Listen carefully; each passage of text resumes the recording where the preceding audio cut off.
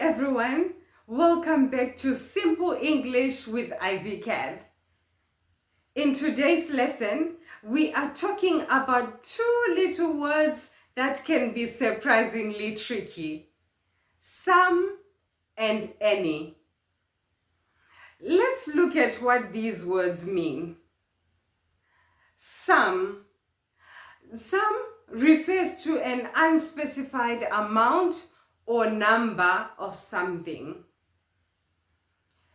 Any refers to a part of something. It could be a little, a lot, or in between. So now, when can we use some? Use some in positive sentences.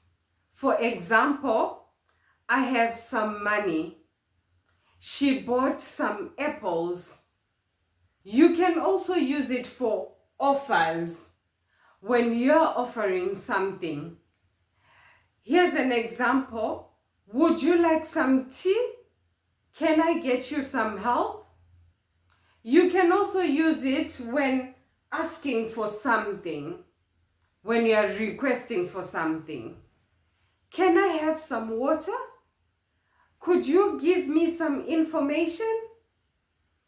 Now, let's look at when you can use any. Use any when you are asking questions. For example, do you have any bread? Is there any milk left? Use it also for negative sentences. For example, I don't have any money. There isn't any sugar in the jar. Now, let's look at common mistakes to avoid. Here's the first one. Do you have some money? That's incorrect. We should say, do you have any money? Why? Because this is a question. And in questions, we use any to ask if something exists at all. Here's the second one. I don't have some pens. That's also incorrect. We should say, I don't have any pens. Why? Because this is a negative sentence. And negative sentences use any to show that none exists. Now, let's look at this mini conversation for dialogue practice. Do you have any snacks? Yes, I have some chips in the kitchen. Great. Could I have some? Sure, help yourself. Here is a mini quiz. Fill in the blank. I don't have idea what happened. What's the answer? Are you sure? The answer is any. Why? Because this is a negative sentence.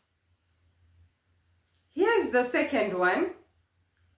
Would you like coffee? What's the answer? Are you sure? Are you really sure? The answer is some.